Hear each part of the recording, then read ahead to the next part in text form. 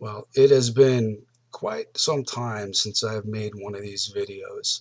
I made quite a few of them during the 2016 presidential, not only during the campaign, but prior to that, during the Republican convention and all the primaries, because there was a lot going on and there was a lot to talk about. But I waited till now because I wanted to fully absorb the Trump presidency and see what 4 years would bring. And as of now, there's a lot to talk about. I just can't believe the dog and pony show, the smoke and mirrors that they just pulled between election day and up until now. Literally on election night eve, like most people, I was glued to the TV set. And like a lot of conservatives, I was stuck on Fox News, which that is coming to an end right fucking now. I'm never watching Fox News again. But anyway, I was glued to the TV. I was watching the news. I was up until about 1:30 in the morning. Even though I got to get up early for work, I stayed up as late as I could. Uh, at the time that I went to sleep, uh, my wife was also watching on and off, and just before I turned the TV off, she asked me, "What are the results so far?" And I said, "Well, as of now, they're all ducks in a row for Trump. He's got all the states that he needs. They're all leaning heavily towards him, some at 10 or 12 points in his favor, with, 85, 90% of the vote counted. It's all over, but, the just declaring him the winner. So by tomorrow morning, we'll wake up and this will be over." And first thing in the morning, I got up, and the first thing I did was um, I turned on the TV. I grabbed my smartphone. I looked to see what the results were, and I saw that Trump still had 213 electoral votes, and nothing had moved during the overnight. And I said to myself, how is that possible? How is it possible with these states all lined up, ready to be declared for Trump? Did they not fall into his column? And then I started looking at state by state what was going on, and I realized that they were changing the numbers during the overnight. They literally stopped counting as soon as it got to a point where they were going to have to declare these things for Trump. They stopped counting, and then somewhere in the overnight, they started fudging the numbers. They started finding boxes and boxes of mail-in ballots that they kept stashed away for just the right moment that they could now fudge these numbers in the direction that they wanted them to go. And this is something that they planned from the very beginning. Trump warned us that this was going to happen. We all kind of knew that this was going to happen. I had a gut feeling that these mail-in ballots were going to be weaponized, and they were. They literally mailed out, I heard, and don't quote me on this, but I heard 91 million blank ballots went out all across the country, just mailed out. I mean, not to anybody that requested one. That is a recipe for disaster, and it never should have been allowed to happen that way. But as the vote counting progressed, I found out that Florida actually did things the smart way. They counted all the mail-in ballots first. They got them counted, and they got them into their spreadsheet, into the column that they needed to be in. They put them aside, and then they moved on to counting the in-person voters. So now there's no way to fudge it. They've got no wiggle room. They've got no weapon to use. There are no, oh, we just found 12 more boxes of ballots that were sitting in the back of a van left abandoned at the airport. Luckily, we found them just in time. There was none of that shit in Florida. And there was no way for them to fuck with the result. And they couldn't. And it went for Trump the way that the state voted. All these other states that kept these boxes in reserve, so that as soon as the numbers got too close for comfort, they would look towards the boxes that came from a county they know is heavily Democrat, and they know, pull from those boxes because that's going to skew these numbers the other way. They literally fucked us over with a cactus dildo. And I'm telling you, I am pissed beyond belief. I've always considered Democrats to be the political opposition. Nothing more, nothing less. These are just fellow Americans who think differently than I do, and we agree to disagree, and we have election day, and we let the chips fall where they may, and we accept the results even if our candidates don't win. You can't have that concept anymore. That kind of mentality is done. Democrats are not the opposition. They are the enemy now. They have literally seized this election no differently than the communists would seize an election. Like the Sandinistas seized Nicaragua. Like in Venezuela, they seized control of the government. This is they're literally inching us towards a system where we can never get a Republican elected again. And that is dangerous. That is severely, severely dangerous. Not because I'm a Republican and I don't want to live in a world where we can't get a candidate elected, but I don't want to live in a country that's a one-party state. Not even if it was the Republicans that were in control. We don't behave that way. As Americans, it's completely anathema to what we feel and how we think and how we conduct ourselves in everyday life and in politics as well. We can't allow something like this to stand.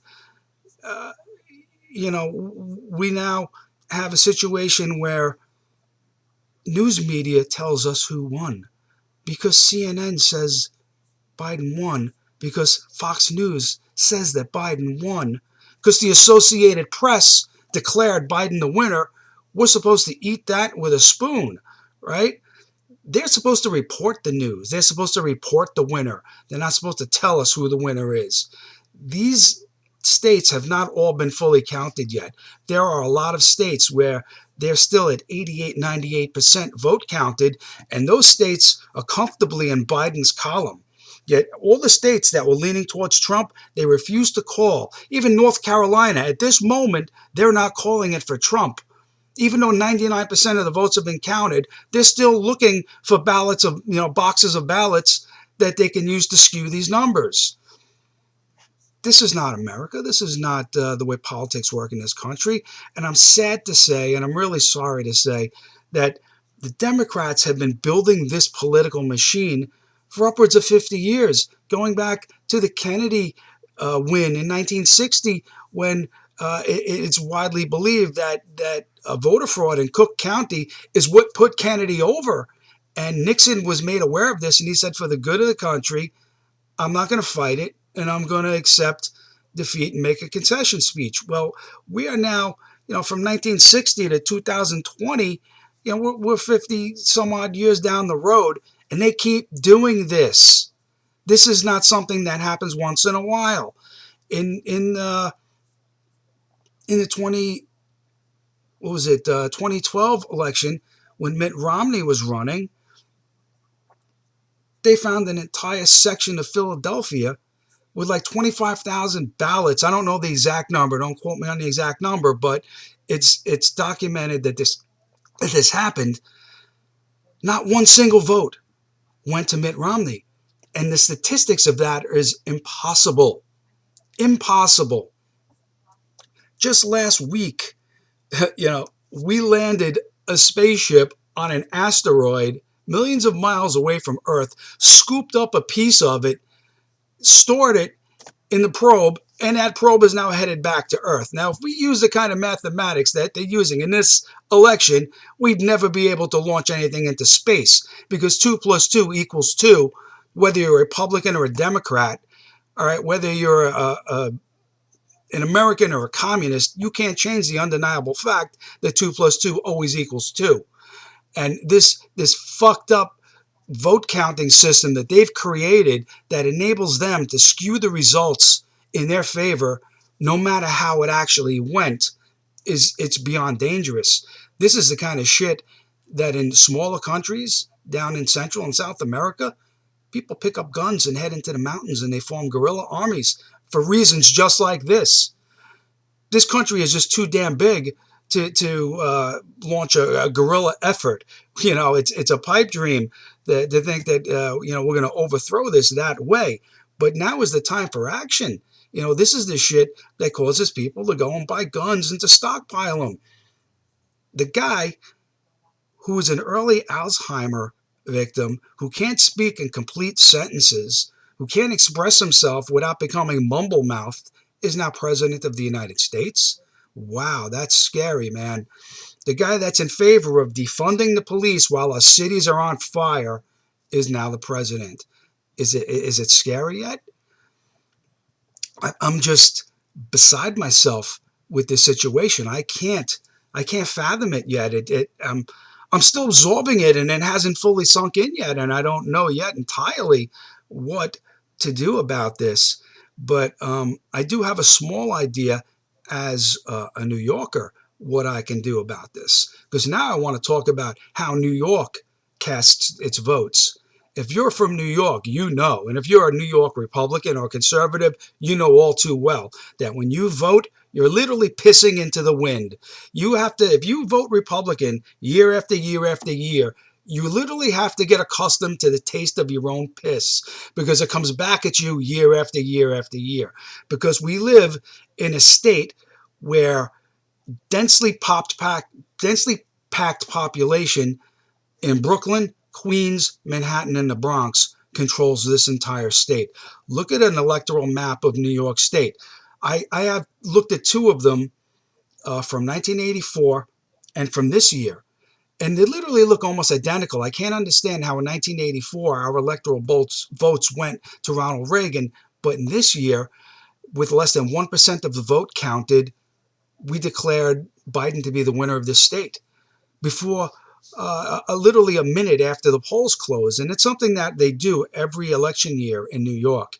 They did it in the last election cycle. They gave our votes to Hillary Clinton by default. And before that, they gave them to Barack Obama twice, literally a minute after the polls closed. It's like, excuse me, would you like to at least count for a few hours? Make it look like you're trying to determine who actually won in this state before you just award the electoral votes to the Democrat.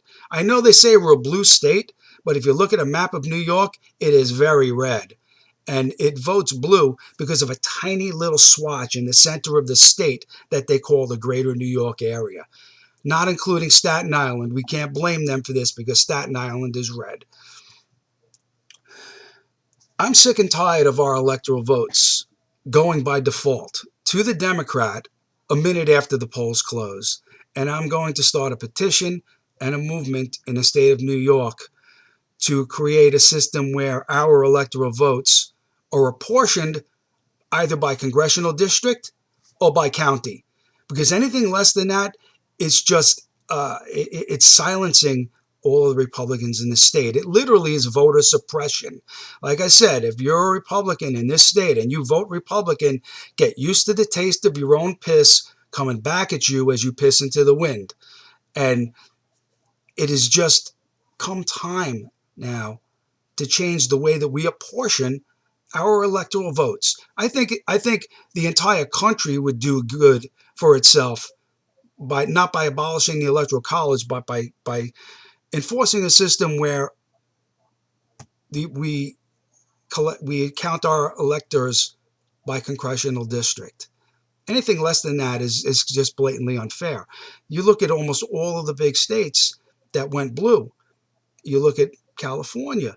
You look at Pennsylvania, which they just called for Biden. You look at almost any state that they voted red. And if you blow up an electoral map of the state, you'll see like 80 to 90% of the state is red, but it's blue by the two major cities in the state. So that outweighs everybody else. It's time. It's time that we stopped with this winner take all way of casting the electoral votes. We have to stop having blue states and red states. We now have to have blue districts and red districts. And in that manner and in that fashion, we can more effectively tabulate our votes and determine who the rightful winner of a presidential election is.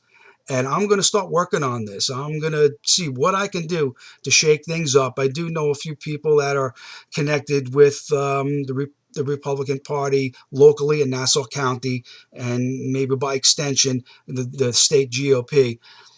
I would try to reach out to my state representative, but it used to be Republican Brian Curran, and now it's not. So talking to my state rep or my state senator is a complete waste of my time because they're Democrats and they're not going to want to hear this shit. But there have got to be Republicans in the state that can get this as a ballot initiative on the next election, maybe in the midterms, just in time for the next presidential election, if we could let the voters in the state of New York decide, how do you want to apportion your electoral votes? Do you want to continue with this winner-take-all system, or do you want to have it apportioned by congressional district or by county? Either one of those would be okay with me. But the way we've been doing it, it ain't working anymore.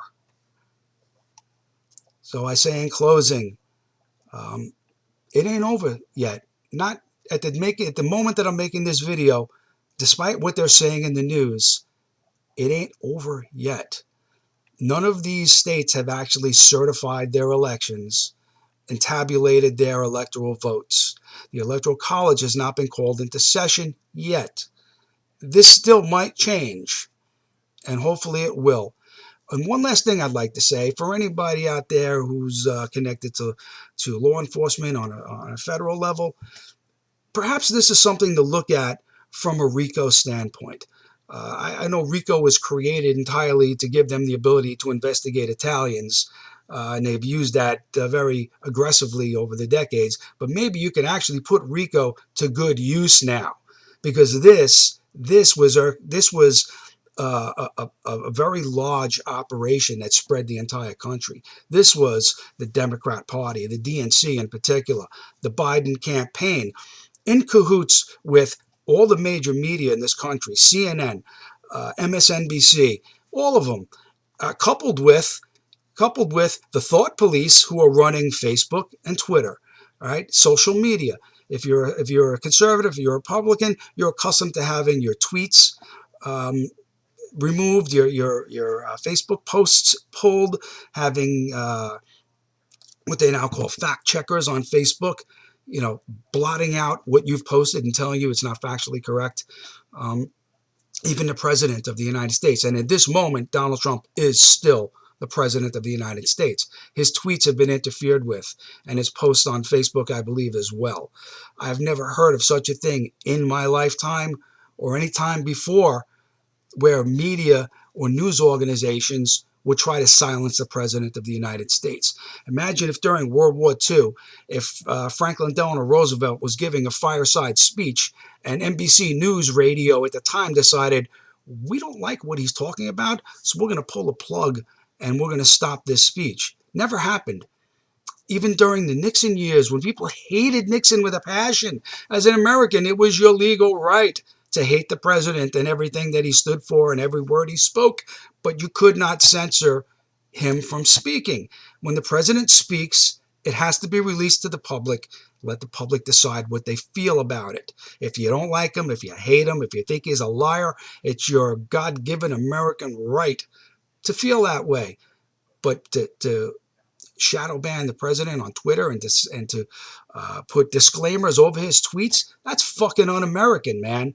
And even if you are a Democrat, you can't stand for that. And if you do, fuck you. And this goes for anybody that's a friend of mine. I might have known you all my life. It could be related to me. If you think that this shit show that was stolen from the American people in the dead of night is acceptable to you, we have nothing to talk about. Nothing at all. Because this is no longer a difference of opinion. This is now tyranny versus freedom. This is communism encroaching in America. And if you stand for that, you're a fucking idiot.